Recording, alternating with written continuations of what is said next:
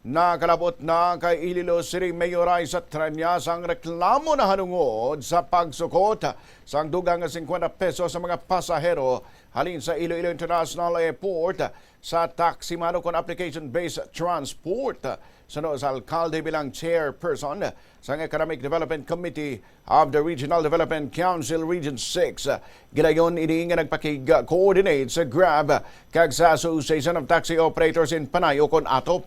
Magapanigan man ini sang meeting sa masunod nga semana. Dugang pa ni Mayor Treñas, iyaman sunod nga ipatawag ang Civil Aviation Authority of the Philippines o kon CAAP kagang Land Transportation Franchising and Regulatory Board o kon LTFRB agud matalakay ang problema kag maklaruhan ang publiko sa nagakaigo nga tikang nga ila himuon.